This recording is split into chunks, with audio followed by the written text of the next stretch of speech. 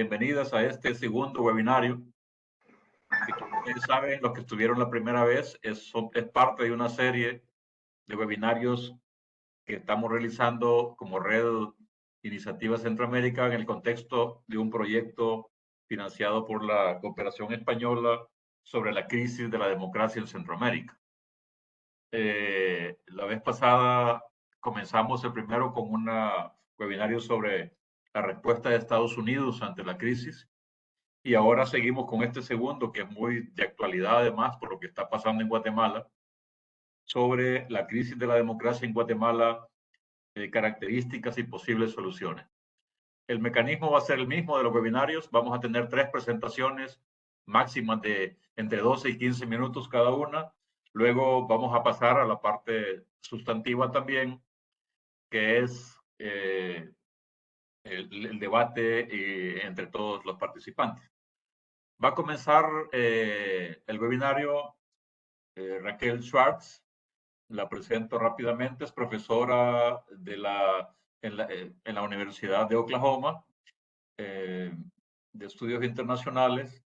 Ella ha trabajado muchísimo el tema de Centroamérica, ¿no?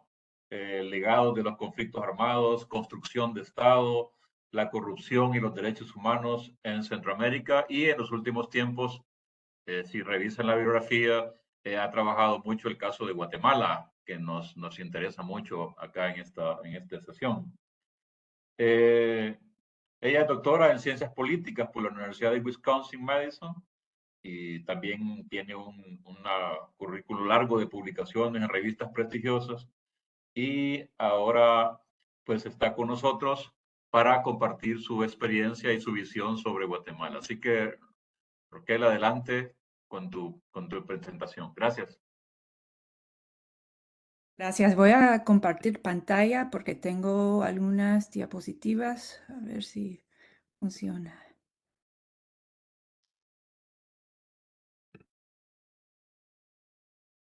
Ahorita se ve la presentación. Se ve bien. Perfectamente. Perfecto, muy bien. Bueno, pues muchas gracias a Alex y a la Redica por la oportunidad de formar parte de este webinario. También me siento muy honrada poder compartir este espacio con dos grandes figuras del mundo intelectual de Guatemala y de Centroamérica. En mis comentarios de hoy espero ofrecer algunas reflexiones sobre el estatus de la crisis de la democracia en Guatemala, también vinculándola con otras crisis que enfrentan el gobierno actual o que se enfrentaban el gobierno actual, llegando a los acontecimientos de los últimos días, la propuesta de una nueva ruta legislativa para alcanzar la remoción de la fiscal general Consuelo Porras. Pero quiero empezar con el fin de una crisis que convulsó a Guatemala durante la mayoría del año pasado, la crisis electoral de 2023.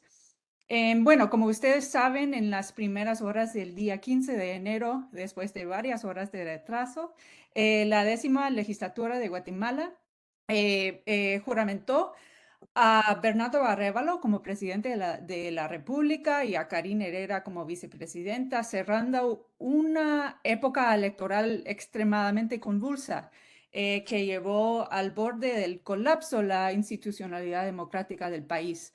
Esta crisis fue encabezada por el Ministerio Público bajo el mando de la fiscal general actual y apoyada por el gobierno anterior de Alejandro Yamatei y sus aliados dentro del organismo judicial, el Congreso y otros partidos políticos, los segmentos más reaccionarios del sector privado y ciertas organizaciones de la extrema derecha. Bueno, no voy a elaborar todos los intentos de revertir los resultados y detener la transición. No quiero que nuestros compañeros guatemaltecos revivan esas traumas. Solo decir que esta transición estuvo en peligro hasta el último momento. Pero esa batalla en esta batalla, perdón, el pacto de corruptos fue derrotado. Hay muchos factores que explican esta derrota, pero quiero resaltar la movilización política y social inédita con el protagonismo muy fuerte de las autoridades y pueblos indígenas que mostraron su enorme peso moral, político y organizativo. También el respaldo bastante fuerte y cohesionado de la comunidad internacional. Pero este logro rápidamente se dio paso a otra crisis, una crisis que creo que muchos esperamos, una crisis de gobernanza. El presidente Arévalo y su partido Movimiento Semilla llegaron al poder con un mandato popular muy fuerte, no solo por ganar las elecciones, sino por convertirse en las figuras emblemáticas de la lucha para recuperar la institucionalidad democrática y el Estado de Derecho.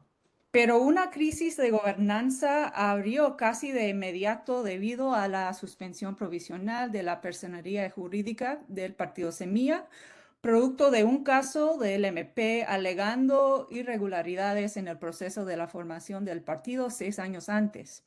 Después del fin del periodo electoral oficial, el registro de ciudadanos aceptó la orden judicial de suspensión provisional, dejando los diputados electos de Semilla sin bancada. El 14 de enero lograron integrar una planilla que ganó la elección de la Junta Directiva del Congreso y uno de sus primeros actos fue restaurar el estatus del partido. Sin embargo, la Corte de Constitucionalidad ordenó la repetición del voto bajo el argumento de que los diputados electos de Semilla ya no tuvieron bancada y siendo diputados independientes no pueden formar parte de la Junta Directiva. Bueno, ellos apoyaron la planilla que eventualmente quedó frente a la Junta Directiva, pero ya están en una situación de tener que depender de una coalición con otras bancadas y la verdad es que todavía no sabemos qué tan sólida es esa coalición. Y creo que en los últimos días hemos visto algunos indicios de que no sea tan cohesionado. También hubo cierto desgaste en cuanto a los nombramientos ministeriales, especialmente por la falta de representación de los pueblos indígenas dentro del gabinete. De los 14 miembros del gabinete, solo se nombró una ministra indígena, la ministra de Trabajo. Y bueno, esto se generó bastante decepción, especialmente por parte de los protagonistas del movimiento para defender el voto. Hubo otras críticas hacia el gabinete, incluso inicialmente el nombramiento de alguien bastante cerca a las empresas hidroeléctricas como ministra de Energía y Minas. Bajo las críticas, ella declinó tomar ese cargo. También ya fue destituida la ministra del Ambiente y Recursos Naturales. Nombrado en enero, fue destituida por el uso personal de recursos del Estado.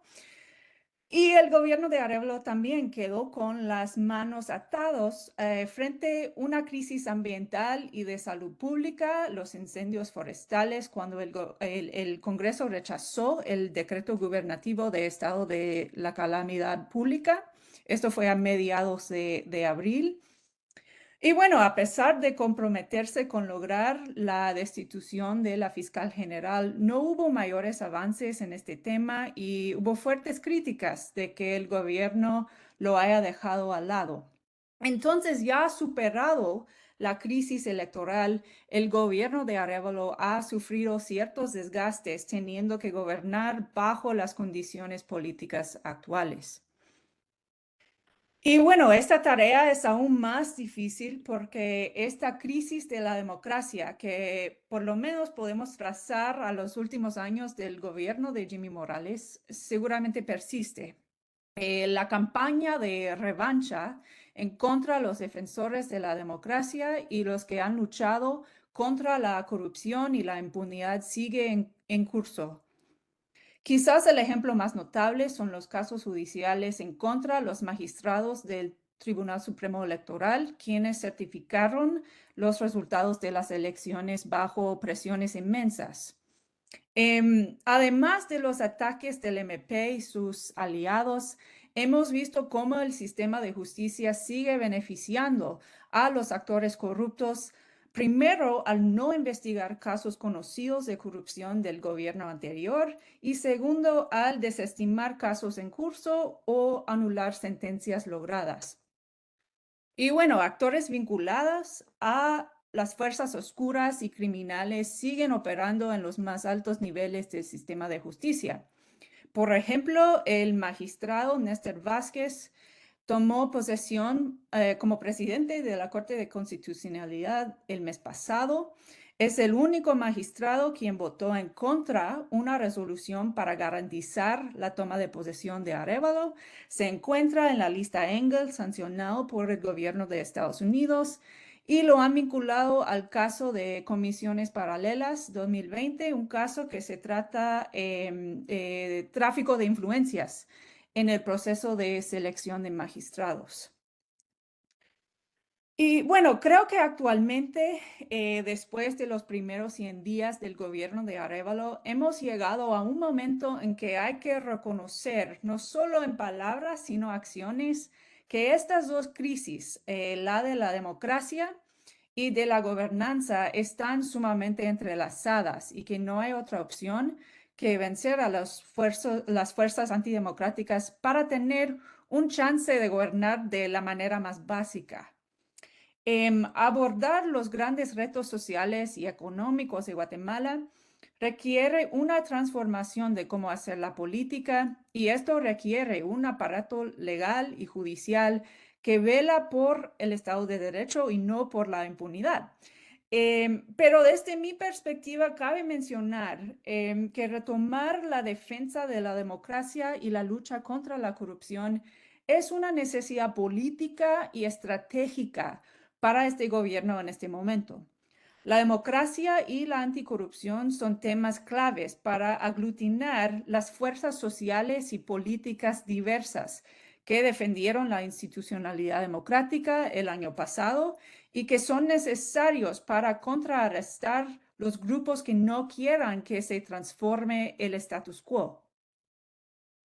Entonces, esto nos lleva al momento actual. El domingo pasado, en cadena nacional, el presidente Arévalo anunció que decidió remitirle al Congreso una reforma a la ley orgánica del Ministerio Público para abrir una ruta a la destitución de la fiscal general. Es importante mencionar que esta misma ley fue cambiada en 2016 cuando Telma Aldana, aliada de la CICIG, era fiscal general. En ese entonces se reformó el artículo 14 que establece el criterio bajo lo cual el presidente puede destituir un fiscal general, solo cuando sea condenado por la comisión de un delito durante el ejercicio de su función. Entonces es un estándar bastante alto, ¿no? Y se creó para protegerla, entonces, fiscal general de ataques políticos. Pero bueno, ahora, casi 8 años después, es un obstáculo para remover una fiscal general quien ha socavado las normas democráticas y ha fomentado la impunidad. Entonces, el lunes, el presidente y la vicepresidenta, acompañados por sus ministros y otras figuras destacadas, hicieron una caminata desde el Palacio Nacional al Congreso para presentar la reforma, la cual básicamente estipula que el presidente puede instituir una fiscal general en caso de comisión de delito o falta de capacidad u honradez en el ejercicio de su cargo. Hora y media antes de la cadena nacional, el MP entregó una acción de amparo ante la Corte de Constitucionalidad debido a que ellos llamaron una amenaza real, cierta e inminente de que la fiscal general sea destituida. Y resulta que la Corte de Constitucionalidad decidió amparar de manera provisional a la fiscal general. Pero varios expertos legales han dicho que eso realmente no afecta la propuesta de reforma del presidente. Pero sí se crean las condiciones de un escenario a que los guatemaltecos ya se han acostumbrado, de que mayores asuntos políticos se deciden por 5 magistrados de la corte más alta del país.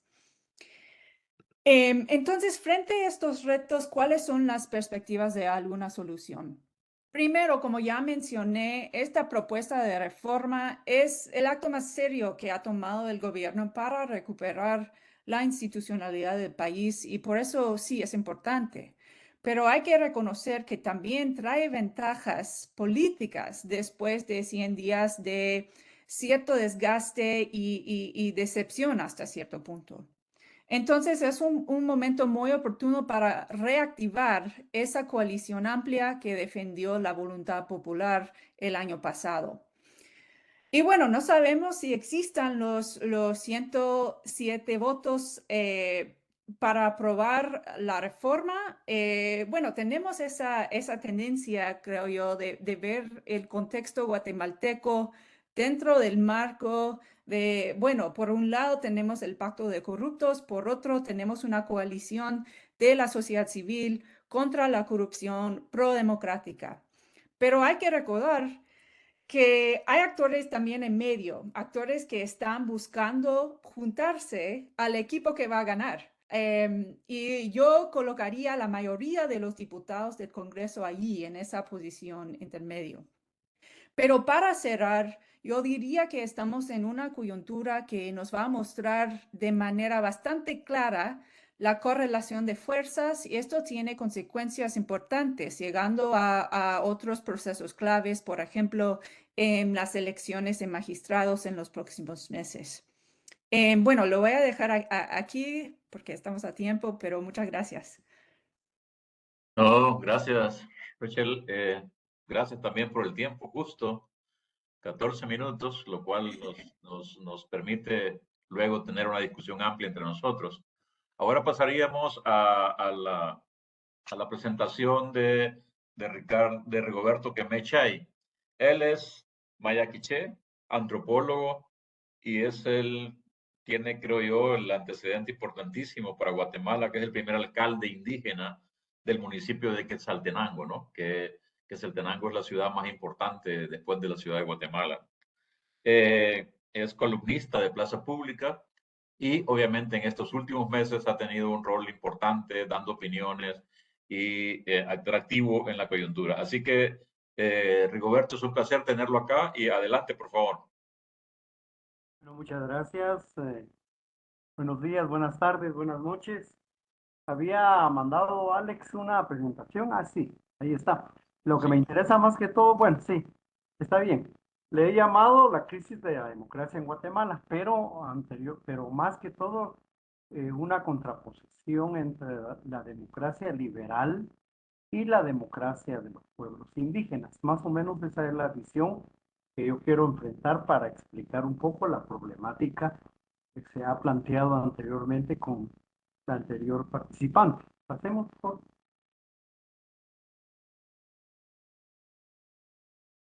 En principio, la cuestión de la democracia es un concepto muy complejo, se tiene que contextualizar, se tiene que historizar, porque la democracia entendida como, así como hoy, no es el mismo entendimiento de hace 40 años, después de digamos, de la Segunda Guerra Mundial, cuando la democracia tenía otra connotación. Hoy hay una confusión democrática, una confusión en el concepto democrático, y especialmente para el caso de Guatemala, en donde desde el punto de vista de los pueblos indígenas nunca ha habido democracia.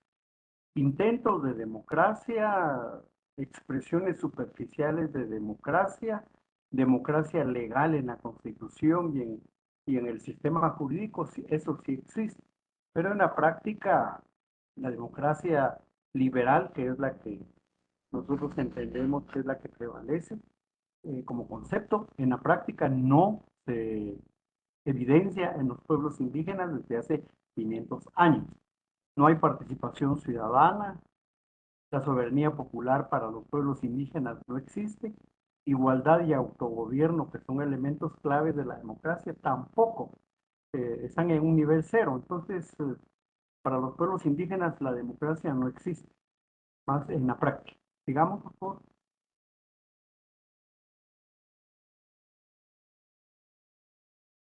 Eh, el problema que vemos los pueblos indígenas es que como el dominio de la mayoría, ya cuando votamos individualmente, porque no votamos colectivamente, en estos rituales electorales de esta democracia liberal, cómo es que la voluntad de la mayoría se convierte en un gobierno de una minoría.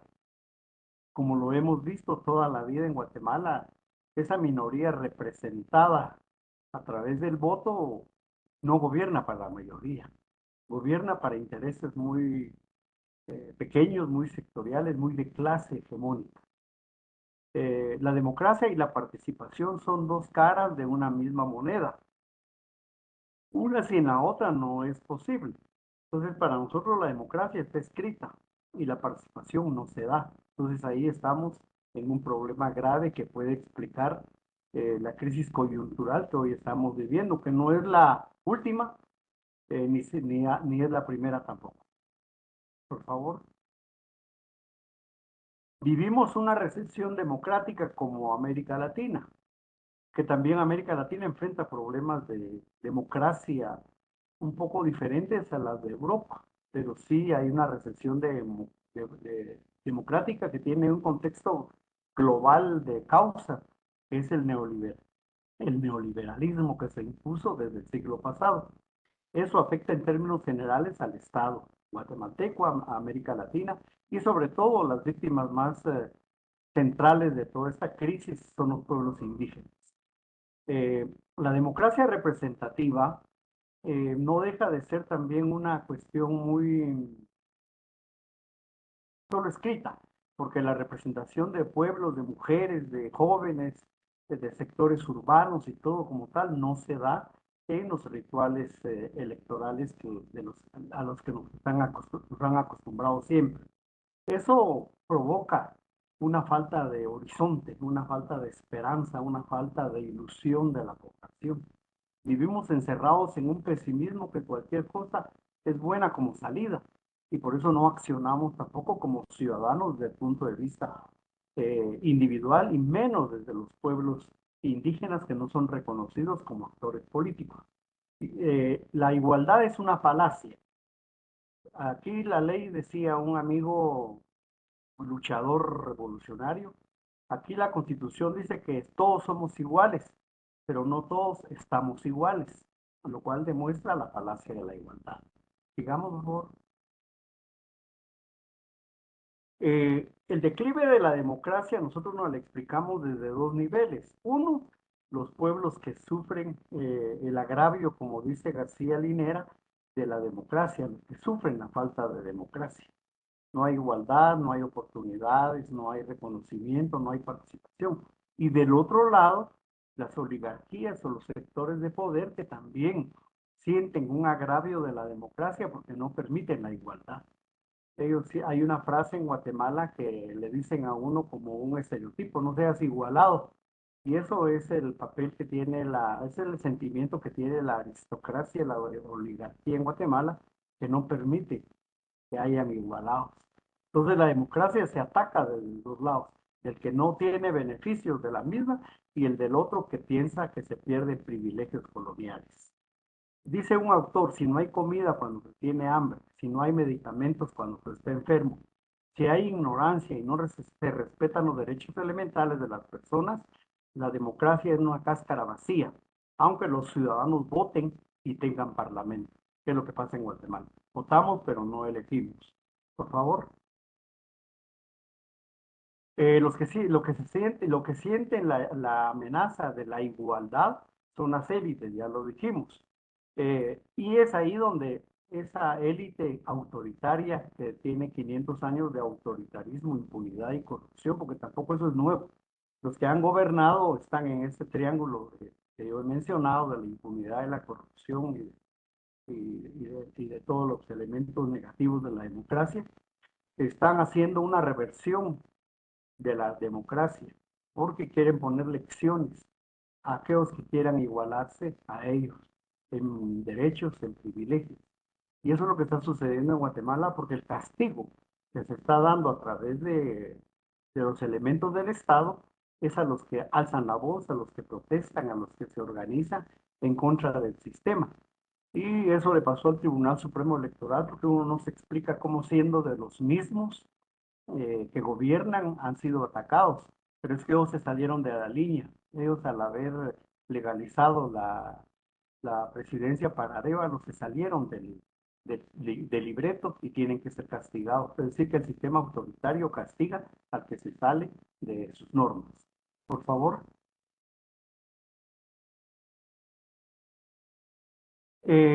Criticar la democracia no significa reconocer los logros.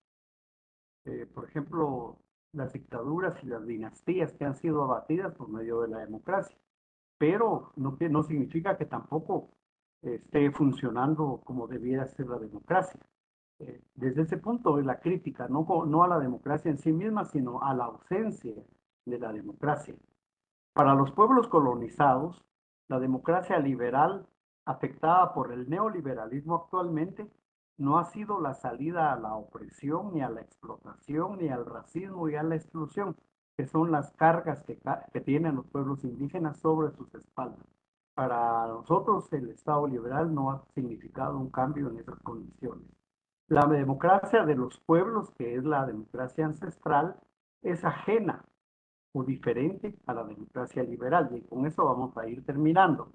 El Estado no reconoce ni incluye la forma democrática de los pueblos, la que podría apuntalar y evitar el declive de esta democracia occidental en su crisis global y en su crisis nacional y centroamericana incluso. ¿Qué se enfrentan en estas dos visiones? Uno, la democracia aritmética del occidente. 51% es el que tiene un cheque en blanco para gobernar y hacer lo que quieran. En cambio, en la comunidad, la democracia es hacia el consenso, la búsqueda del consenso, como una meta, como una utopía orientadora. La democracia occidental es representativa y es ahí donde perdemos nuestra soberanía al dejar la representatividad en núcleos colonizados o colonizadores. Y del lado de los pueblos ancestrales, la democracia es participativa. Todos los días la gente actúa para la comunidad y por la comunidad y en la comunidad. Es una democracia de siempre, cotidiana. Por un lado, la democracia occidental trata de la búsqueda del bien común, individual, porque todas las constituciones liberales de América Latina son individualistas. Sin embargo, lo que se busca en los pueblos es el buen vivir, un concepto que va más allá de lo material, que tiene que ver con el equilibrio y la armonía en todas las esferas de la vida privada, pública y comunal. Por un lado, se trata de una democracia individualista. Nosotros votamos como individuos, no importa que seamos mujeres, hombres, indígenas o ladinos. Y en las comunidades se trata de una democracia colectiva. Se respetan los derechos de la colectividad, aparte de los del individuo también. La idea que nosotros planteamos o que se ve que se plantea desde diferentes puntos y que no lo reconoce el Estado, ni la sociedad tampoco urbana, clase media, no reconoce esa necesidad, es de construir una democracia plural que venga a complementar la democracia liberal. Y esa democracia plural que incluya otras formas democráticas que están en práctica y que han garantizado cierto bienestar, cierta dignidad de los pueblos. ¿Lo hacemos, por favor? Y para ir terminando, yo estoy haciendo este esquema a raíz del trabajo que hago de los dos tipos de democracia. En verde, la democracia occidental, que es lineal, es sucesiva. Un punto tiene que agotarse para que exista el otro. Y del otro lado, una democracia circular en donde todos los niveles están conectados permanentemente. No hay un primer lugar, no hay un primer punto, sino es un rizoma, le llaman a algunos teóricos ahora en estos momentos. En lo verde, la democracia occidental es de carácter legal, porque está instituido en el ordenamiento jurídico del Estado. Del lado de los pueblos indígenas, la democracia originaria es legítima, débilmente reconocida por el Estado. La democracia occidental es aritmética, excluye a las minorías. En cambio, en la democracia ancestral se tiende al consenso y se respeta y se incluye a las minorías. En la democracia occidental, está ligada al concepto de Dios. Dios, a pesar de ser liberal, en todos los discursos y propuestas, aún en las constituciones en Guatemala, en el Congreso, aparece el discurso religioso. En cambio, en la democracia de los pueblos está ligada al concepto de nosotros como comunidad. En un lado prevalece la voluntad en occidental y en el otro lado prevalece la razón de los pueblos. El otro punto es que la democracia occidental hace delegación de la voluntad popular a cualquiera, pero cercano a las roscas de poder. El poder colonial se construye a través de círculos concéntricos, donde el bloque de poder es el centro y los círculos que van abriéndose tienen cierta cuota de poder también, pero son las roscas cercanas las que son elegidas para gobernar en cualquier nivel de este estado con democracia occidental. En cambio, en los pueblos, la delegación de la voluntad popular a quienes han servido a la comunidad, no a las roscas cercanas al poder. Es el mérito social, el mérito comunitario. En el otro lado, o sea, la democracia se reduce a elecciones, a ese ritual que nos han dicho en la fiesta electoral, tu voto vale, olvidando toda la integralidad de un proceso de participación política que va más allá de emitir un voto. En la democracia de los pueblos se focaliza en la asamblea comunitaria, campo de realización de valores y del buen vivir. Entonces va más allá de un simple ritual.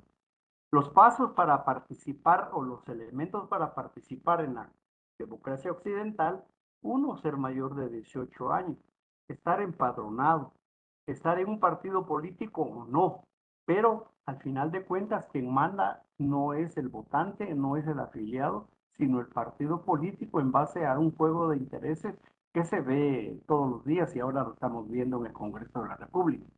En cambio, en la comunidad, los pasos para participar siempre es mayor de 18 años.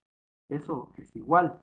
Pero la condición es que tenga pertenencia a la comunidad, que sea un ejemplo del servicio con cargos ad honorem y en donde la asamblea manda. Este pequeño esbozo lo he querido traer porque es el trabajo que estoy haciendo, lo estoy alimentando permanentemente, porque si entendemos que en Guatemala la única salida que tiene es cambiar el concepto de democracia. Hacer una democracia plural donde lo rosado también sea parte de la conformación del Estado guatemalteco. Muchas gracias. No, muchas gracias, Rigoberto. Le agradecemos porque esto es justamente lo que queremos ver, ¿no? Una visión desde abajo, desde los pueblos indígenas o desde el lado, que creo yo que es uno de los problemas centrales que tiene Guatemala y otros países. Vamos a terminar esta ronda de presentaciones con Juan Alberto Fuentes. Bueno, Juan Alberto Fuentes, miembro de la red, es un economista guatemalteco, por todos conocido, es ex ministro de Finanzas, y con todo lo que eso significaba representaciones en distintos ámbitos. También fue por mucho tiempo funcionario de CEPAL. Y obviamente también creo que es importante mencionar que ha tenido cargos importantes como la presidencia de Oxfam, ¿no? Internacional en algún momento. Entonces, el último libro de Juan Alberto, La economía atrapada, se lo recomendamos, ¿no? Ha causado, bueno, además de ser bestseller, ha causado mucho revuelo en Guatemala, lo cual me parece importante porque creo yo que ahí se refleja mucho de las cosas que estamos viendo. Ya salió el tema de las élites también, que le agradezco a ambos. Juan Alberto, adelante. Bueno, muy buenos días o buenas tardes y gracias por darme la oportunidad aquí de expresar algunas ideas sobre un tema tan importante. Y también quisiera expresar el gusto de compartir como ponente aquí con Raquel y Rigoberto, con ambos. Yo quisiera comenzar con dos ideas básicas. Una, lo que está en juego ahora en Guatemala no es un cambio de gobierno, sino que es el cambio de un régimen híbrido, autoritario, con esas apariencias democráticas que mencionaba Rigoberto, a lo que debería ser un régimen democrático en un sentido bien amplio, y yo estaría dispuesto ahí a tomar en cuenta, y creo que hay que tomar en cuenta precisamente lo que mencionaba Rigoberto, para contemplar lo que sería un régimen democrático que se necesita en Guatemala. La segunda idea es que el gobierno de Bernardo Arévalo tiene un mandato muy claro de renovación democrática, pero llega con una gran debilidad. Enfrenta en particular un bloque de poder autoritario, corrupto, acostumbrado a gobernar, que controla el organismo judicial, integrado por políticos, por empresarios, por burócratas, incluso por militares e incluso ahora con alianzas en el Congreso de Estados Unidos, con alianza con diputados republicanos, ¿verdad? Que es algo nuevo, por cierto. Y por otra parte, a pesar de la victoria electoral, todavía no se ha consolidado un bloque que pudiéramos llamar de poder democrático y transparente, ¿verdad? Que pudiera articular todas estas fuerzas, aprovechar el poder ejecutivo, por cierto, pero articular los dirigentes, pueblos y los pueblos indígenas, los jóvenes y miembros de la comunidad internacional, y también ojalá los votantes, ¿verdad? Al mismo tiempo tiene una debilidad, bueno, el movimiento Semilla es débil y ha sido además suspendido, lo cual todavía aumenta esa debilidad. Quisiera referirme a tres ámbitos en particular para desarrollar un poco más estas ideas. El de la rendición democrática de cuentas, primero. Segundo, la fortaleza y funcionalidad del Estado guatemalteco. Y tercero, el tema del Estado de Derecho. En relación a cada uno de esos, quisiera ir puntualizando. Voy a ser muy medio telegráfico aquí, me disculpan para aprovechar el tiempo. En lo que se refiere a la rendición democrática de cuentas, creo que hay 5 temas que quisiera destacar. Primero, es un gran avance el resultado electoral. Se aprovecharon, por cierto, errores, fisuras, subestimaciones de ese bloque autoritario, primero. Segundo, puso en evidencia la importancia del voto como un elemento esencial de la democracia y también de la movilización, de la lucha por la democracia. Creo que eso es fundamental. Yo sí defendería el voto como algo central de la democracia. Tercero, fue fundamental la articulación indirecta entre la movilización de las autoridades de pueblos indígenas, de jóvenes urbanos y de las sanciones de Estados Unidos en particular. Y en relación a eso, cuarta idea, sin esa movilización las sanciones no hubieran tenido impacto. Y creo que tenemos otros ejemplos ahí vecinos. Creo que en Guatemala fue fundamental esa movilización, encabezada inicialmente por los pueblos indígenas. En relación a las sanciones, hay que tomar en cuenta la importancia de la amenaza de sanciones también, que me parece que fue fundamental en el caso del sector privado. Las amenazas de sanciones, y creo que eso no se ha divulgado suficientemente, frenaron al sector privado. Incluso frenaron a sectores de los más intransigentes, como es los que están vinculados con el cemento, ¿verdad? Que siguen ahí actuando, pero los frenaron en todo caso para no facilitar lo que se veía como un fraude. Entonces hay que tomar en cuenta esa articulación, ¿verdad?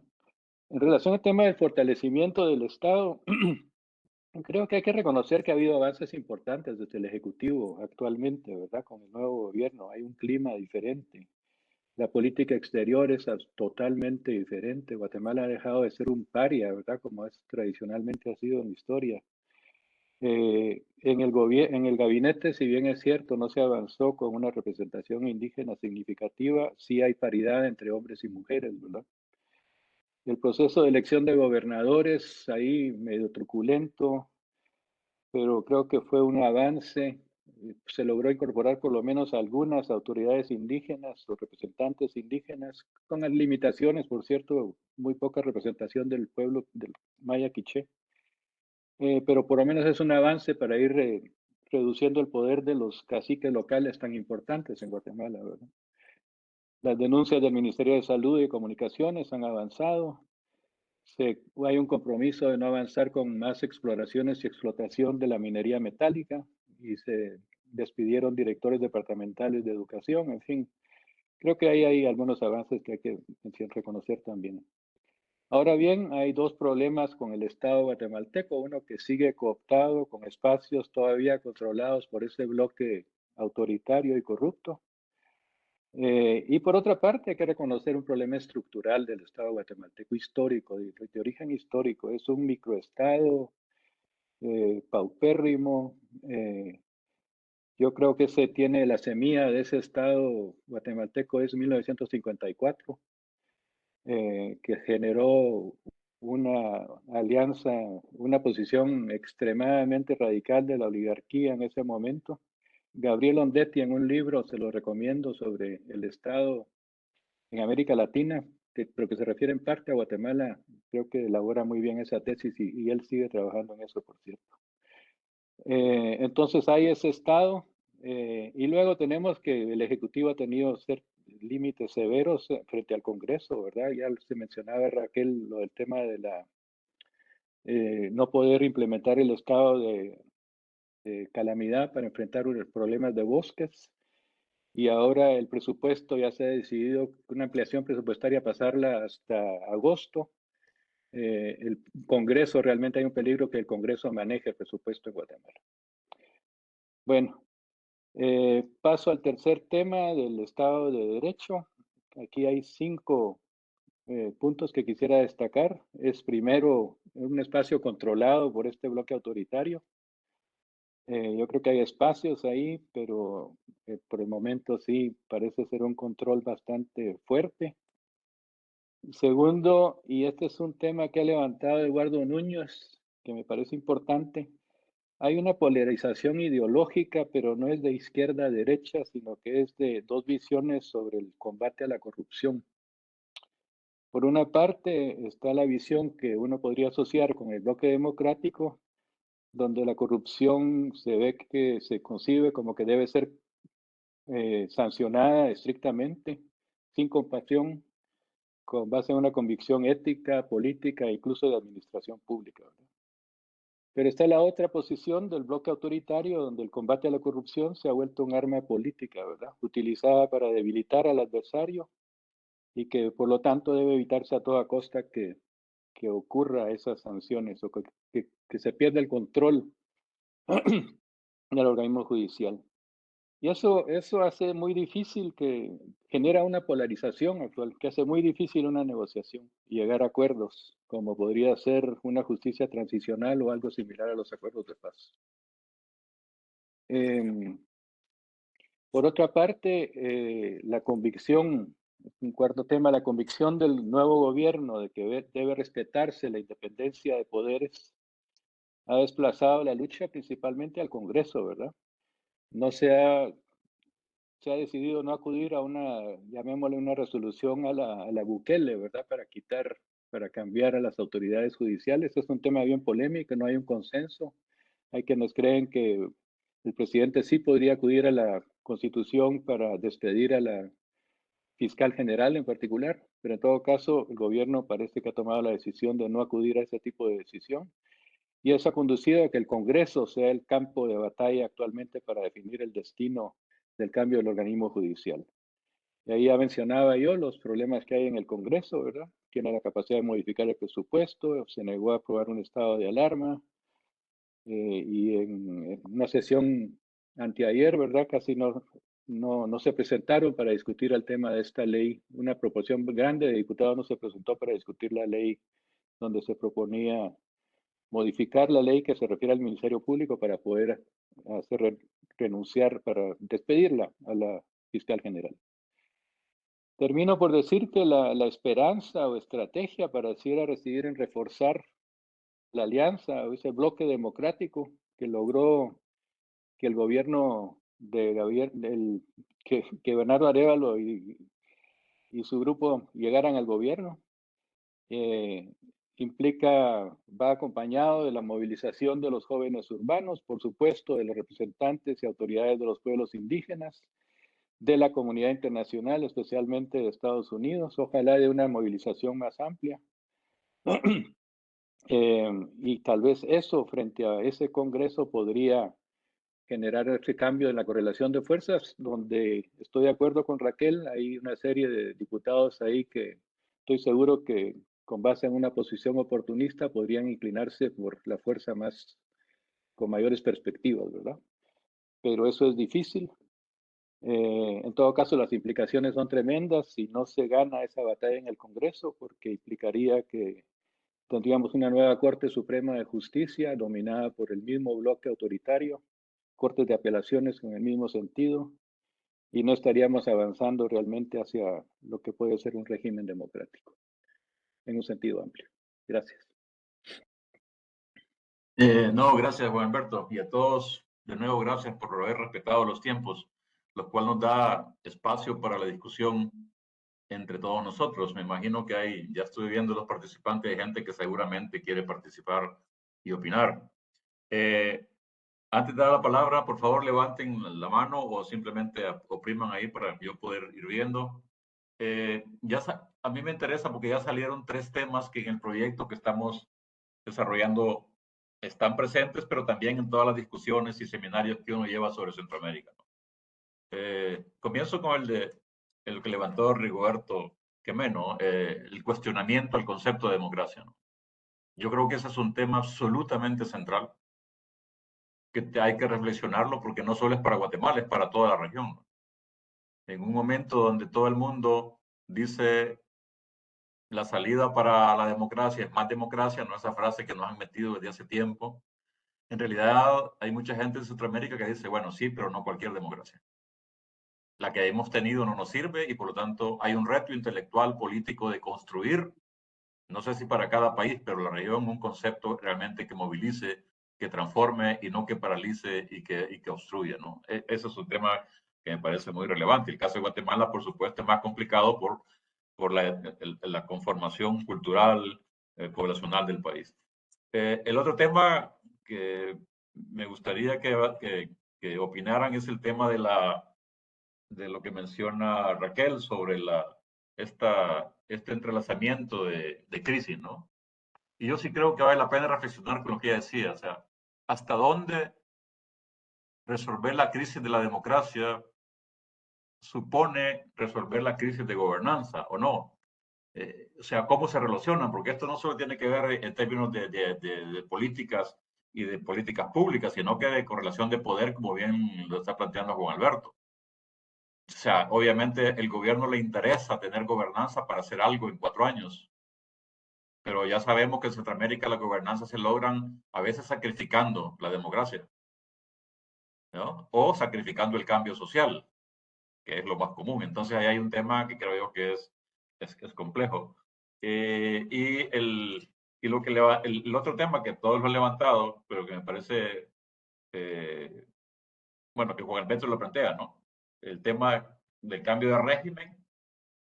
O sea, en realidad estamos hablando de palabras mayores, ¿no? O sea, y la pregunta más escéptica que yo no puedo decir, bueno, es posible, no solo en Guatemala, en Centroamérica, un cambio de régimen y en qué condiciones, ¿no? Hacia un régimen democrático, me refiero. Porque tiene que ver con todo el tema de la estructura de poder, ¿no? Y con esto termino, Guatemala es famoso, digo, al menos desde el punto de vista político y la comunidad internacional, porque desde los acuerdos de paz, en la transición poquélica, creo yo que fue el país que menos, donde menos hubo cambios en el status quo y en la estructura de poder.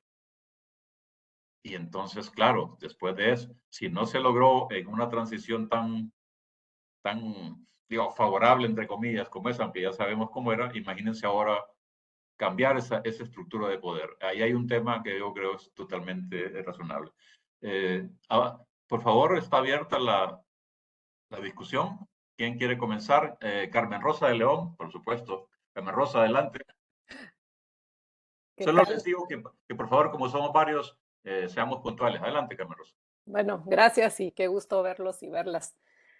Bueno, un poco tal vez siguiendo tus preguntas y las ideas que han planteado sobre la mesa, yo quisiera avanzar sobre el tema del concepto de democracia, porque realmente yo no diría que es la democracia la que está en crisis, realmente es, yo le diría más que régimen que hablaba Juan Alberto, el modelo de Estado que ha sido funcional para la cooptación del Estado desde la época de la colonia, ¿no?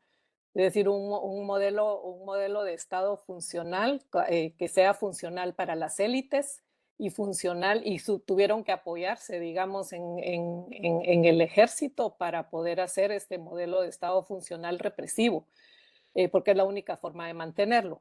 Entonces, ahí pues podemos ver todo el tema de discriminación, exclusión, etcétera, y lo que se está cambiando realmente es este modelo, digamos, de Estado cooptado funcional alcanzó su punto pico con los últimos 3 presidentes que tuvimos, o sea, los últimos 2, Jimmy Morales, Otto Pérez, digamos, empezó con esto, Jimmy Morales y lo perfeccionó, digamos, toda esta cooptación absoluta del Estado corrupta, ¿verdad? En base a corrupción, lo terminó haciendo Yang Matei.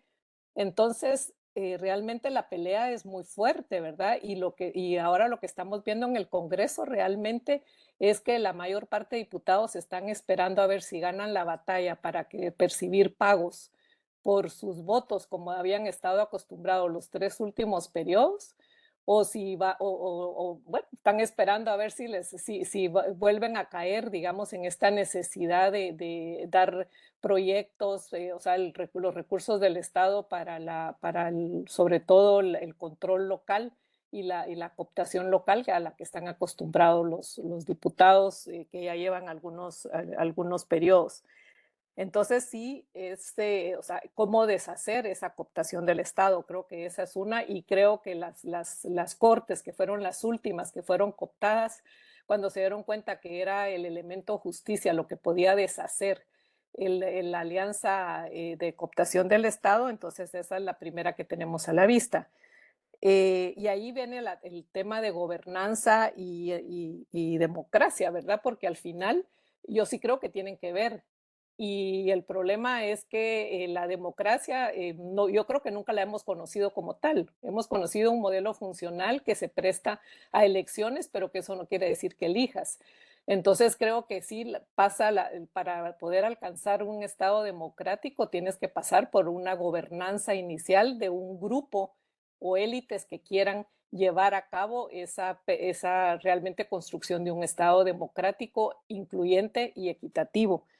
Y finalmente el tema de sociedad civil, que también lo plantearon, esta alianza es muy indefinida y ha sido una alianza de la población que ya 3 meses después perdió la esperanza en parte con las actuaciones tibias del presidente, ¿verdad? Y de Semilla.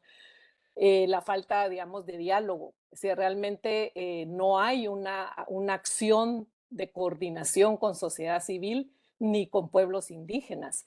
Ellos lo ven como, o sea, la perspectiva, siento yo, de la gente del gobierno es que nos ven como que de todas formas somos aliados y entonces ahí vamos a estar para cuando ellos lo necesiten y no están construyendo las alianzas estratégicas porque dentro de un año, si es que logran que no los quiten o 2, solo van a tener a la población y a las organizaciones de sociedad civil que los puedan mantener y los puedan apoyar.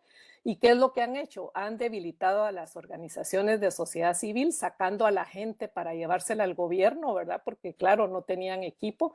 Y por otro lado, con un modelo de cooperación donde quieren recibir todo directamente para el Estado y no están procurando, digamos, proyectos en los cuales la sociedad civil pueda fortalecerse y pueda capacitarse, digamos, todavía más. Entonces ahí yo lo dejaría como que todavía hay mucho por construir en esta alianza.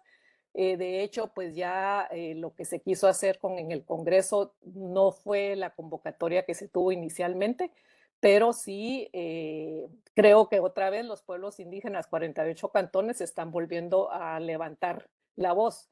Puede hacer que todavía funcione, pero si no hay unas decisiones definitivas, creo que van a ir perdiendo poco a poco ese apoyo. Gracias. No, gracias, Carmen Rosa. Tenemos Mario Cetino, por favor. Adelante, Mario. Bueno, gracias. No soy experto en el tema del caso de Guatemala. Indudablemente, el tema sobre la discusión sobre la democracia, aparte de que estamos tocando el caso de Guatemala, es un debate, digamos, que se puede dar a distintos niveles y que está enmarcado indudablemente en poder ver cómo le sacamos provecho también para el análisis de la democracia en la región. En ese sentido, yo quizás no voy a comentar mayores cosas de la riqueza de los detalles del caso de Guatemala, pero sí quiero retomar el tema este de las conceptualizaciones. Lo primero que tú señalabas, ese debate un poco del concepto de democracia y cómo al final termina siendo parte de la práctica real de cómo llevamos adelante estas vivencias y experiencias de la democracia. Yo creo que tendemos en muchas ocasiones, y esto no es malo, pero yo creo que hay que visualizarlo, tendemos a discutir los temas estos desde la perspectiva de entendernos y de compartir nuestras propias ideas, y descuidamos que estas nuevas construcciones de conceptualización de democracia que implican, así como lo planteó Rigoberto, contrastar qué es la democracia desde una perspectiva de los pueblos indígenas y qué es la democracia desde la perspectiva occidental. También en ese debate entran no solo los teóricos de las ciencias sociales, sino que entran los políticos mismos, porque definen y redefinen el concepto de democracia y construyen las prácticas de democracia desde sus propias redefiniciones.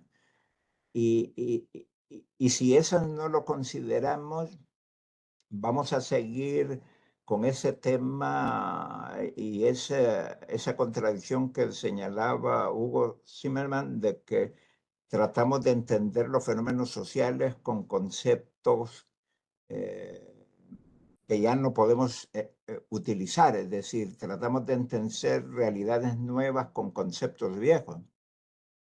Y una de las grandes experiencias, digamos, que tenemos es, por ejemplo, con el caso de Bukele aquí y con las reconceptualizaciones que día a día, por ejemplo, Félix Ulloa hace de lo que es democracia. Es decir, estamos construyendo una nueva democracia.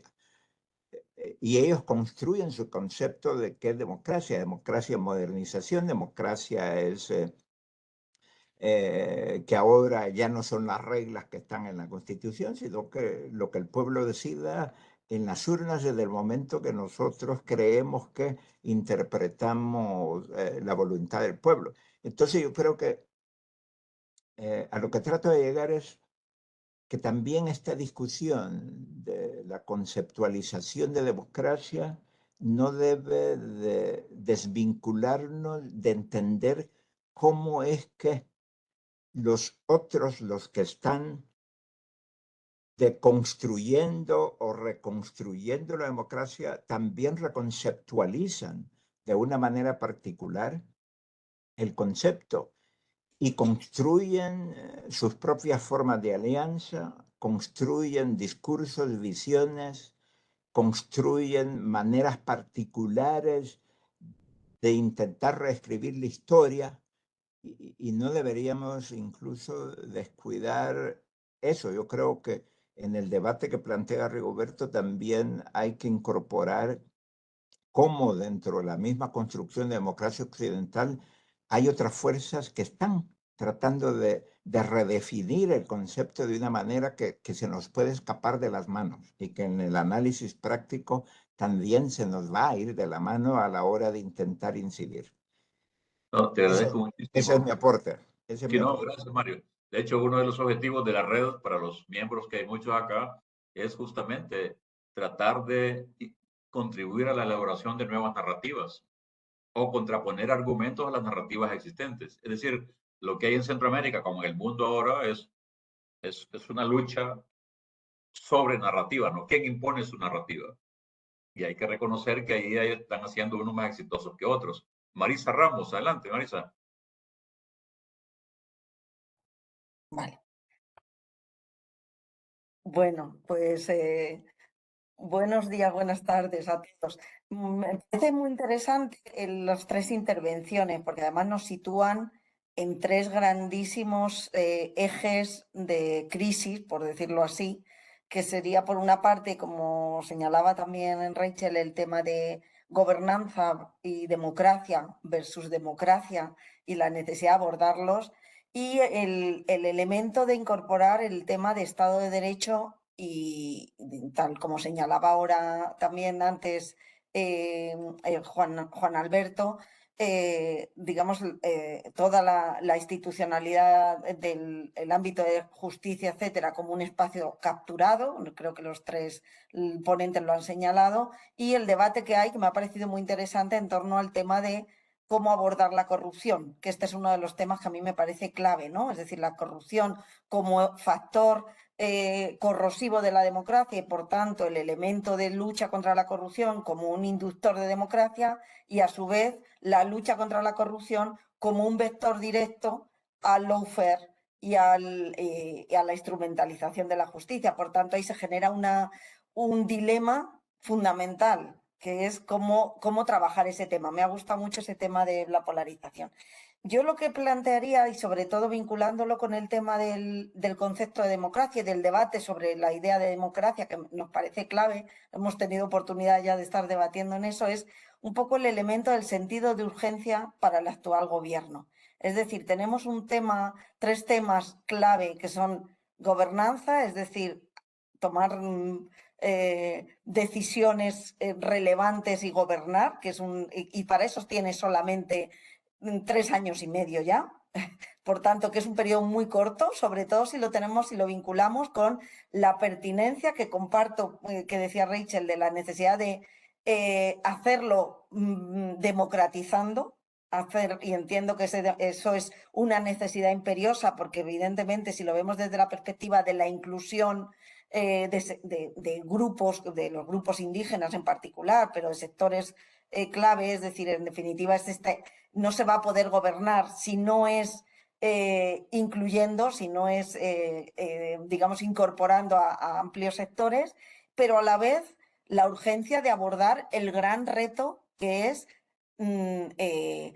digamos, construir Estado de Derecho. Es decir, ese es el elemento clave. Es decir, si no se consigue descapturar, o no sé, es un palabra lo que acabo de decir, es decir, eliminar esa captura que tienen las élites del Estado, del sector justicia, del Estado de Derecho, etcétera, no se va a poder avanzar, porque además han encontrado que la vía leguleya les sirve para todo, como bien sabemos, y para estar permanentemente entorpeciendo. Entonces aquí, para mi juicio, el gran reto es qué se prioriza, cuál es lo realmente urgente, pensando en la lógica de un gobierno que tiene 3 ingentes desafíos y que tiene que priorizar porque los recursos son limitados y los tiempos también son limitados. Es decir, cómo en ese trilema podríamos decir hacia dónde apuntar prioritariamente. Ok, no veo manos levantadas en este momento. Tal vez si quieren reaccionar los ponentes rápidamente a algunas cosas para seguir avanzando mientras se animan el resto. Adelante. Podemos comenzar igual, Raquel. Bueno, No pues sé muchas gracias por los comentarios que plantearon. Voy a responder a algunos puntos. Primero, esa pregunta que planteas, Alex, sobre resolver la crisis democrática es resolver la crisis de la gobernanza. Yo diría bueno, buena politóloga que resolver la crisis de la democracia es una condición necesaria, pero no suficiente para resolver la crisis de la gobernanza.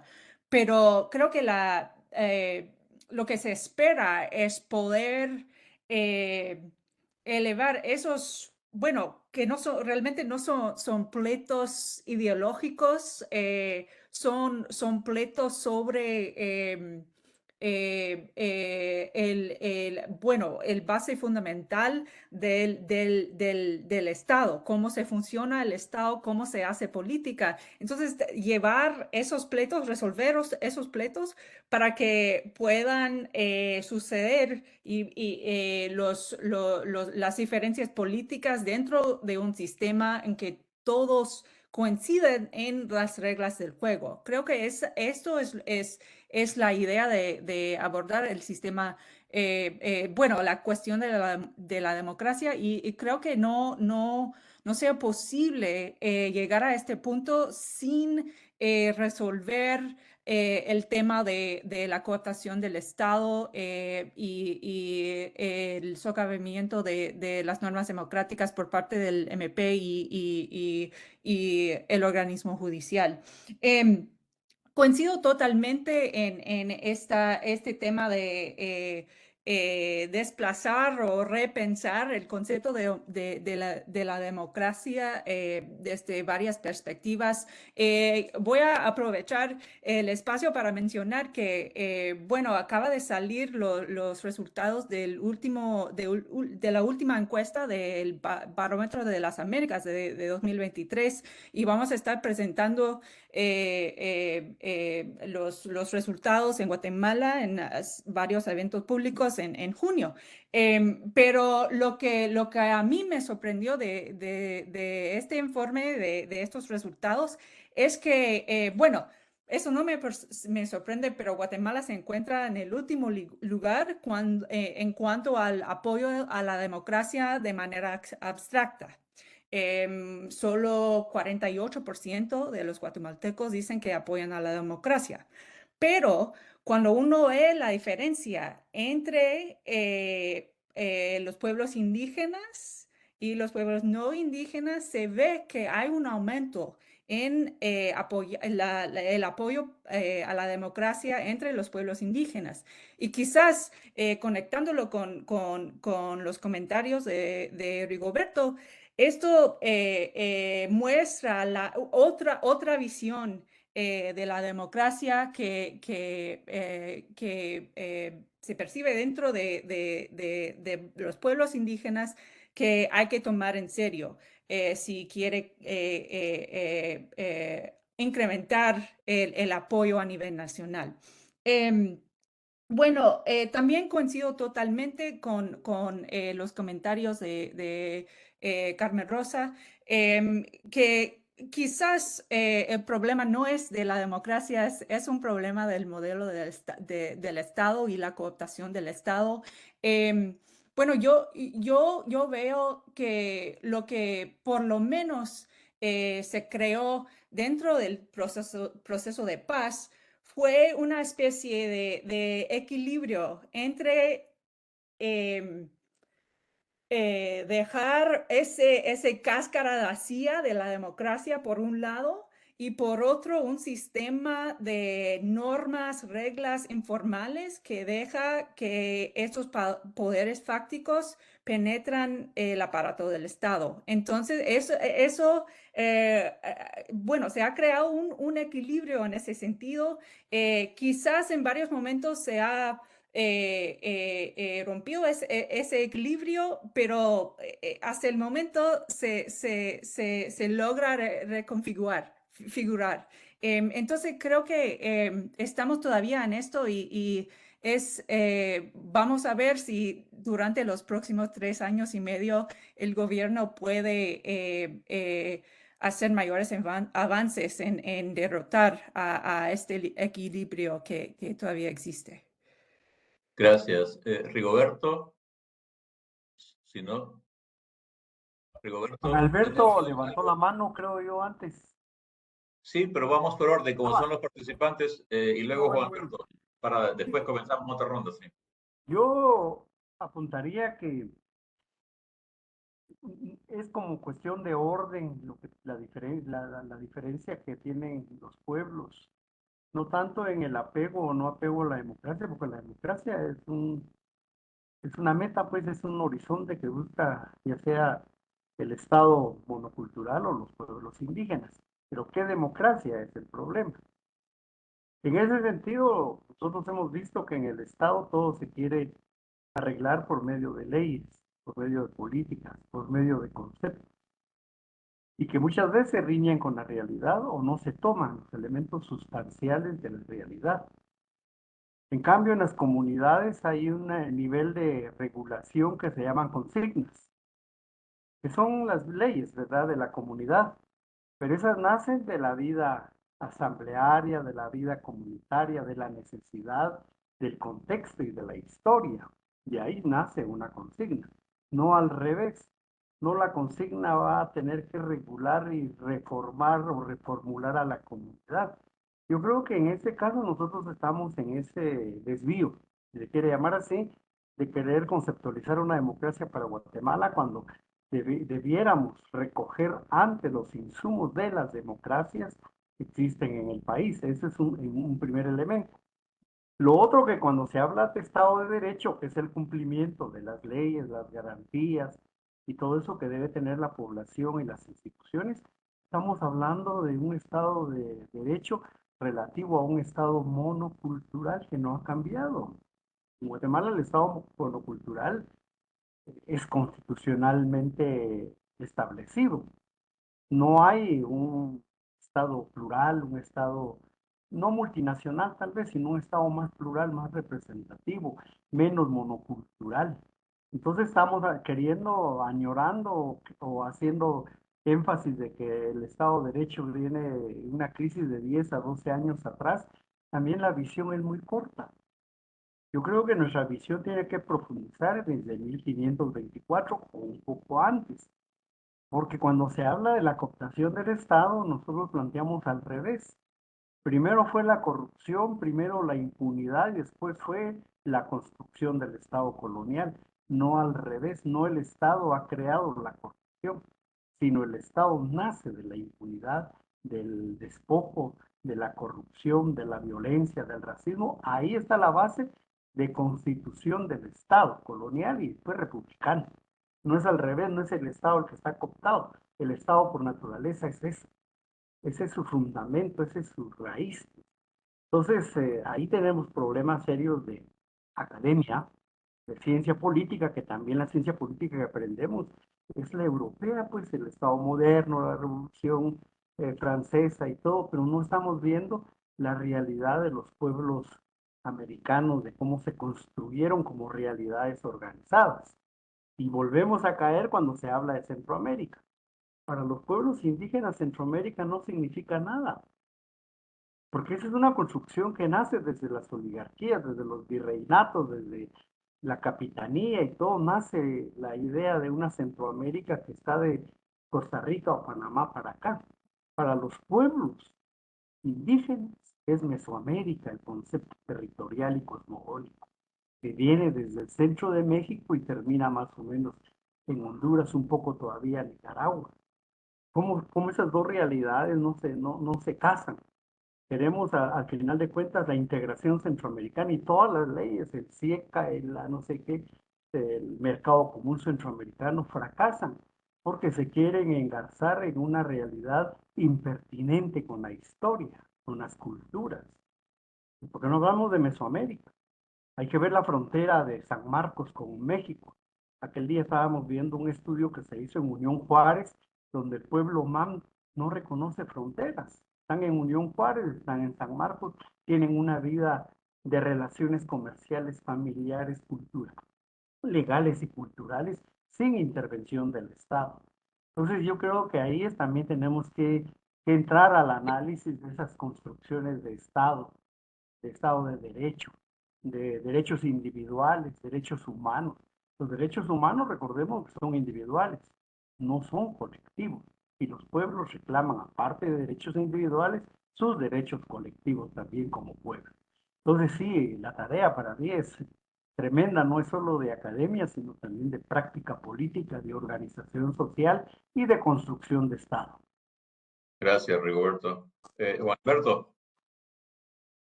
Sí, gracias. Yo tendría tres comentarios. Uno sobre el tema de democracia. Yo distinguiría entre el concepto de democracia y lo que es un régimen de democracia, con la idea de que el régimen de democracia tome en cuenta, sea más amplio, rescate esta idea de que se hace camino al andar. Yo creo que es muy importante aquí estar abierto a, un poco en línea de lo que decía Rigoberto, a que se van definiendo también a distintos niveles lo que es la democracia. Y ahí voy a dar un brinco al hecho de que a mí me parece que el voto del 2023 fue un avance en materia democrática. Fue un avance, crea condiciones o comienza a crear condiciones para que podamos avanzar hacia lo que es un régimen democrático en un sentido más amplio. Pero sí me parece importante distinguir entre no quedarse en el concepto ideal de democracia, sino avanzar también en términos más prácticos de cómo se va creando esa democracia, ese régimen democrático. Y tal vez el concepto de régimen democrático en ese sentido es un poco más flexible.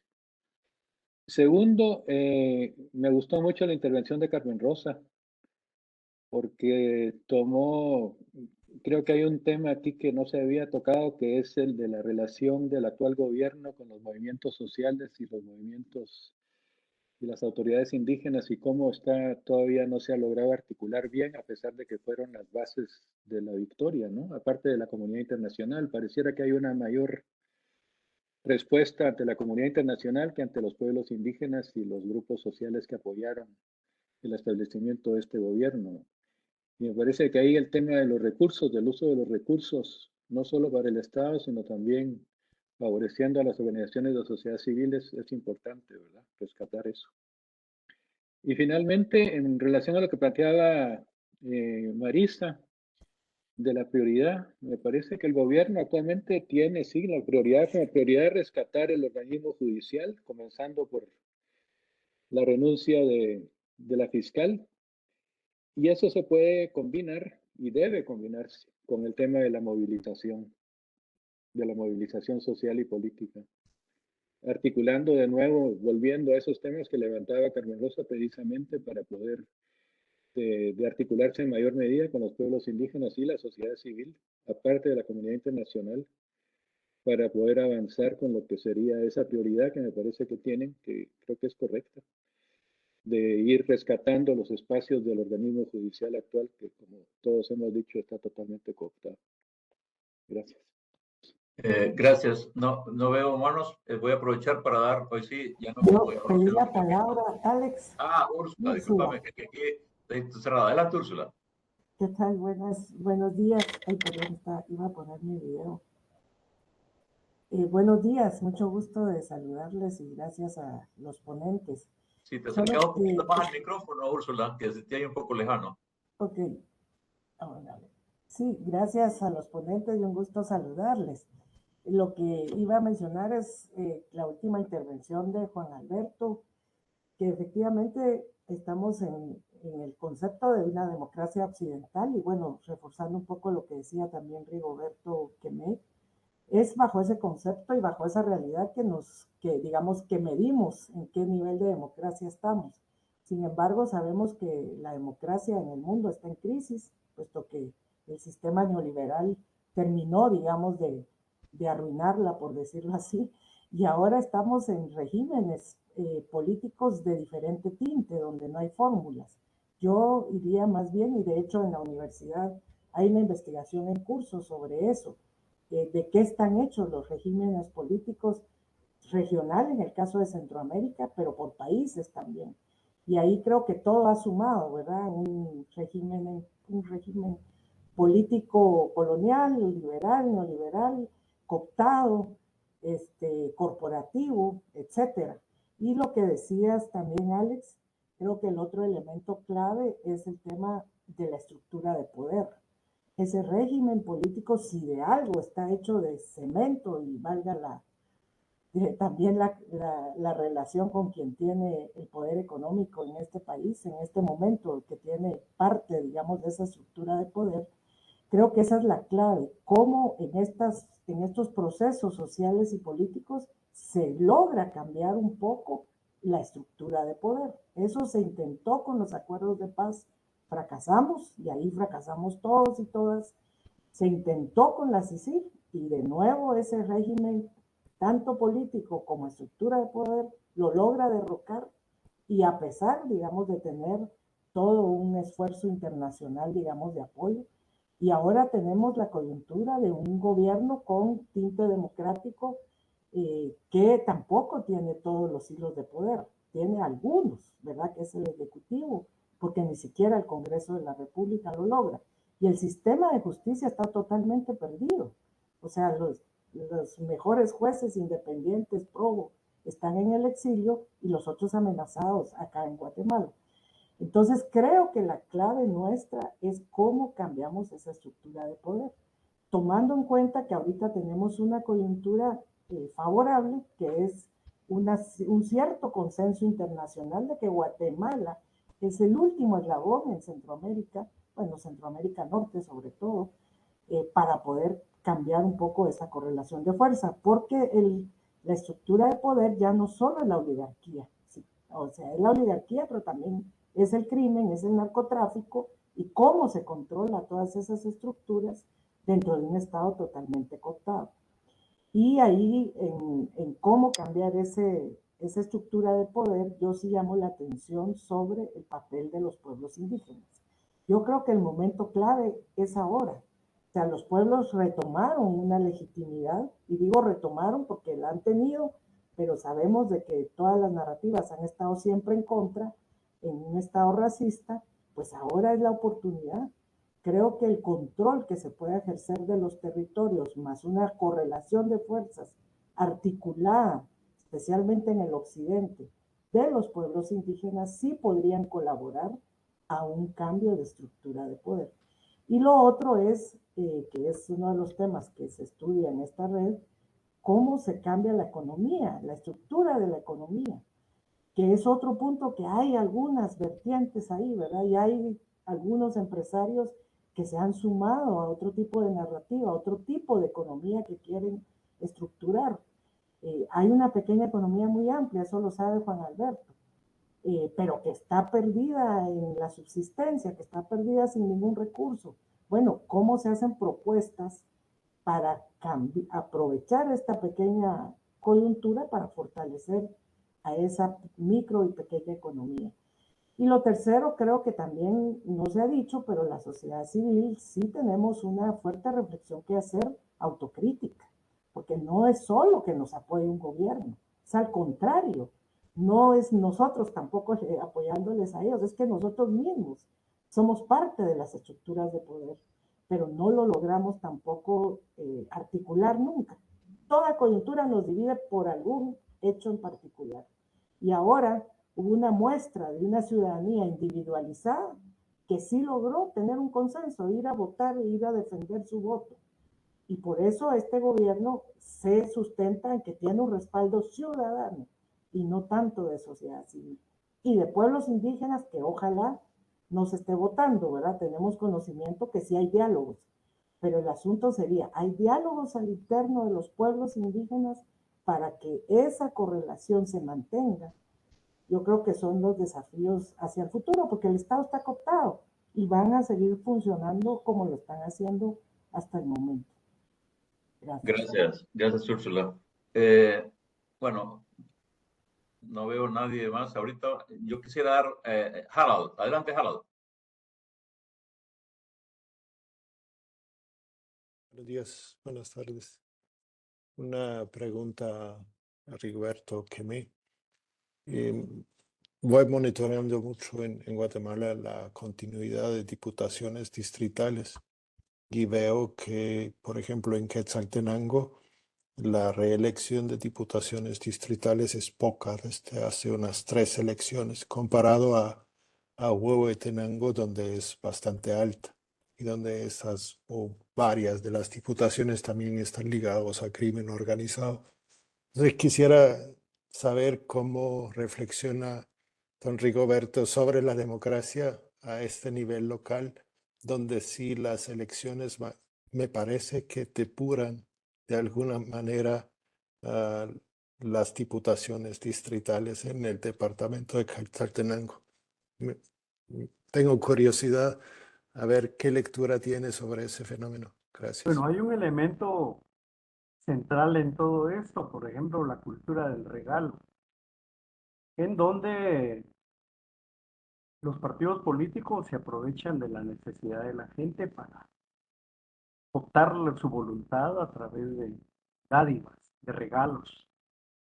La gente con su necesidad lo acepta, no le queda otro camino, un callejón sin salida.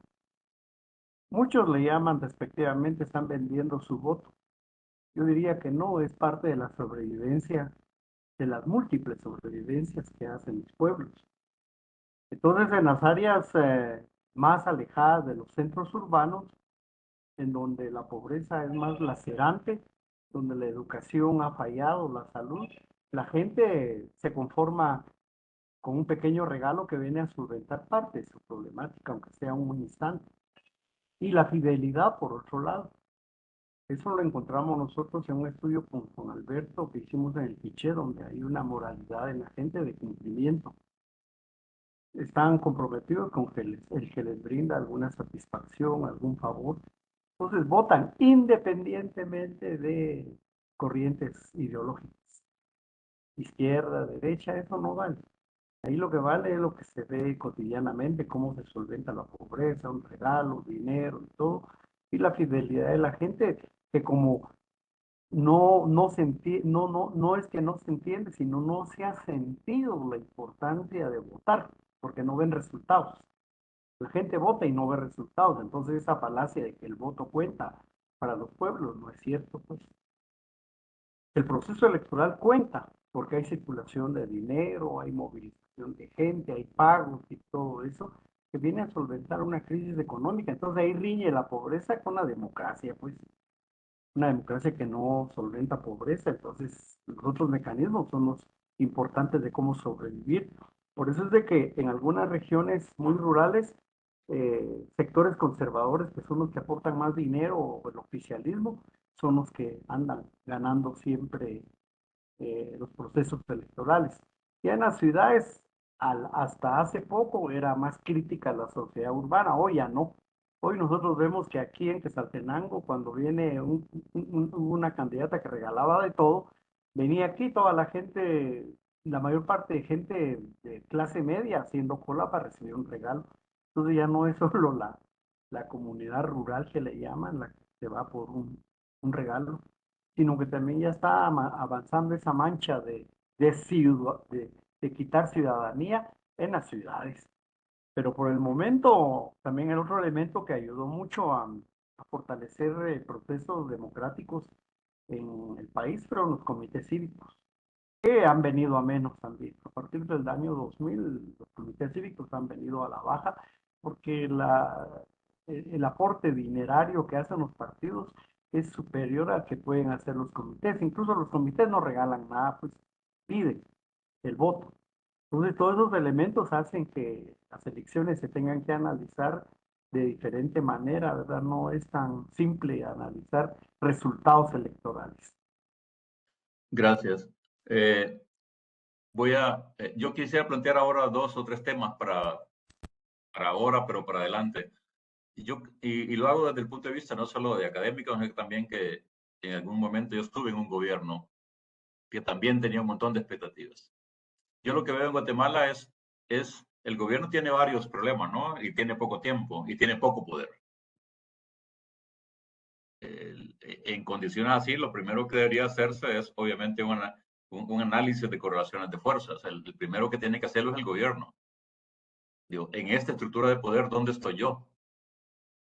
Y a partir de ahí, comenzar a construir alianzas con los sectores más cercanos primero, con otros con distintos niveles, para construir una correlación de fuerzas que le permita impulsar su agenda, cualquiera que sea. Y yo lo que veo que la única manera que el gobierno puede hacerlo es que hay que tomar en cuenta que Guatemala es diferente, al menos de El Salvador y de otros países, en el tema, por razón histórica de represión, ¿no? O el tema de las desconfianzas entre los sectores y el tema de la intolerancia. O sea, esos comportamientos históricos tienen una raíz histórica. Obviamente, si el gobierno continúa con el patrón de comportamiento cultural histórico de Guatemala en ciertos sentidos, no creo que va a llegar muy lejos. O sea, yo, en mi opinión, la única forma que tiene que el gobierno de reconstruir una base de poder que le permita navegar en esa cosa tiene que salirse, tiene que ser capaz de entender que su apuesta principal es tratar de generar una coalición política interna y externa que le pueda posibilitar hacer algo. ¿Y por qué digo esto? Porque en realidad, hay que ser franco, no es ninguna sorpresa todo lo que están diciendo. O sea, Guatemala es Guatemala, ¿no? Y ya sabíamos que el gobierno se iba a enfrentar a eso y a más. O sea, no hay sorpresa que un gobierno como el de Arevalo iba a tener esos grandes impedimentos y esas grandes restricciones. Esa no es la sorpresa. Al contrario, ha habido sorpresas buenas. No, la sorpresa es que pase el tiempo y no se cae en la cuenta de que para actuar, para generar espacios, se necesita hacer gestión política de otro tipo. Y yo me temo, y por lo que veo de fuera, que el gobierno sigue siendo una gestión política muy tradicional, muy elitista, muy poco participativa, ¿no? Poniéndose en el centro y creyendo justamente que los sectores van a llegar. Si uno revisa, y con eso termino, si uno revisa cuál es la base política del gobierno de Arevalo, en realidad es muy frágil. Es la comunidad internacional, leas Estados Unidos, ¿no? Y otros factores, pero digo, hay una dimensión internacional que es uno de los principales resortes en este momento de apoyo, ¿no? En la campaña hubo una coalición que fue una gestión para ayudarle a ganar, pero como ya sabemos los que tenemos varias canas, de que no es lo mismo una coalición para ganar que la coalición para gobernar. Yo creo que lo que le falta en este momento a Guatemala es construir una coalición para gobernar.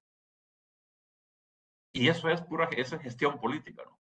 Porque entonces podemos caer, el gobierno me refiero, puede caer en trampas. O sea, ¿cuál es la apuesta estratégica, el legado en 4 años del gobierno de Arevalo? Yo creo que no debe ponerse muchas cosas, pero en un momento, yo no sé si la discusión sigue, se planteó, se definió, se autodefinió como un gobierno de transición. Pero dice, bueno, ¿transición para qué? ¿Y transición de dónde? ¿No? Que tiene que ver justamente con lo que aspira a dejar, ¿no? Pero sabemos que Guatemala los problemas de democracia ni estructurales no se van a resolver en 4 años. ¿Por qué digo esto? Porque yo creo que es importante, creo yo, hacer, primero como analistas, complejizar la realidad guatemalteca y complejizar las soluciones, ¿no? Y ciertamente el mejor mundo para alguien que hace política pública, y política es que haciendo una política eso lleve y se logren varios objetivos. Pero en la realidad eso opaca pocas veces, a veces una política, un objetivo. Y pareciera ser que la lucha contra el sistema judicial, a veces me da la sensación que se entiende como que es la solución que va a resolver un montón de problemas de manera simultánea. En términos de gobernabilidad, yo francamente no estoy convencido, aunque es claro que es un elemento absolutamente fundamental. Hay dos, por Carmen Rosa y Raquel. Tal vez solo continuando tu reflexión, realmente cuando uno analiza la cooptación y la captura del Estado, no parecía haber salida ninguna dentro de la misma, cuando veías cómo el proceso electoral iba avanzando, en la cual se liquidaban candidatos que no interesaban, etcétera. Entonces yo sí creo que lo único, digamos, el elemento excepcional fue lo que no se había contemplado ni estaba capturado dentro del Estado, que es toda la población indígena, ¿verdad? El movimiento indígena, y eso es lo que permite una entrada para empezar, quizás, y es la única fuerza que, como no está dentro del Estado que conocemos o del Estado formal, es la única que tiene la capacidad de poder romper la lógica de ese modelo excluyente que tenemos, ¿verdad? Sin embargo, también, como tú dices, contamos con un partido político plenamente urbano. O sea, ellos no ganaron ganaron una alcaldía en todo el país. Eso implica evidentemente un enfoque puramente urbano, porque ganaron la ciudad y ganaron Antigua Guatemala y los Chimaltenango, los lugares cerca, pero ellos no tienen ni han tenido como partido político el contacto con toda la población indígena, ¿verdad? Es decir, ni siquiera estaba contemplado y como vimos con mucha decepción en su primer gabinete, ni siquiera, o sea, metieron una mujer, o sea, una profesional indígena que había sido ya viceministra en el gobierno de Jimmy Morales, o sea, ni siquiera fueron a buscar gente fuera, digamos, que fuera más significativa dentro del movimiento indígena. Y después, bueno, medio lograron recuperar con las gobernaciones departamentales, que parece bien, y esa era como una lógica, o sea, por lo menos ponte de acuerdo a nivel del ámbito local, ¿verdad? Y porque Sabín hace una pregunta, ¿verdad?, del rol de los militares, y la verdad es que el ejército en los últimos años, desde precisamente el periodo de Otto Pérez Molina y más agudizado posteriormente, ha estado realmente enfrascado en, creo yo, en los temas de narcotráfico, ¿verdad? O sea, es un ejército altamente corrompido y muy utilizado, ¿verdad?, para poder ser parte de esas estructuras de crimen organizado en el ámbito local. Entonces no tienen ninguna posibilidad, ¿verdad? Hay algunos intentos del sector más de extrema derecha de querer utilizar algún tipo digamos, de poder militar, pero realmente quienes han tenido el protagonismo los últimos años han sido militares de baja que estaban implicados en la guerra sucia de los años 80 y con desconexión, digamos, del mando interno en muchas ocasiones, que ha estado más enfocado en el crimen organizado y en temas de corrupción. Entonces, sí, el ejército no es una garantía ni es una posibilidad, digamos, tal vez eventualmente podría ser una garantía para el presidente. De hecho, tenemos ayer fueron destituidos el jefe de Estado Mayor y el vocero, creo que por críticas, porque el ministro de la Defensa acompañó al presidente a entregar esa iniciativa de ley al Congreso. Y hubo críticas internas y digamos, cambiaron, ¿verdad? Fueron cambiados. Entonces fueron destituidos. Entonces sí creo que hay el papel de los militares en todo esto no es realmente protagónico, ¿verdad? Ni creo que vaya a poder ser una salida ni en apoyo ni contra el gobierno. Y creo también solo darte la razón en que realmente este gobierno está descansando y esto ha sido una observación también hecha desde Europa, ¿verdad? Por los gobiernos, está descansando casi en el apoyo de Estados Unidos, ¿verdad? Que le está haciendo prácticamente todo el trabajo, pero ¿qué pasa si gana Trump en Estados Unidos? Esto también mete un elemento de indefinición o de incertidumbre en lo que va a suceder. Gracias. Raquel. Sí, solo un comentario sobre la parte internacional, porque, bueno, a mí me sorprendió de manera positiva la fuerza de la respuesta internacional durante la época electoral por parte del gobierno de Estados Unidos, de la OEA. Pero ya que estamos en la etapa postelectoral, creo que tenemos que moderar las expectativas bastantes. Es una cosa decir que todas las herramientas están en la mesa cuando hay este grupo antidemocrático que están tratando de robar una elección de manera descarada.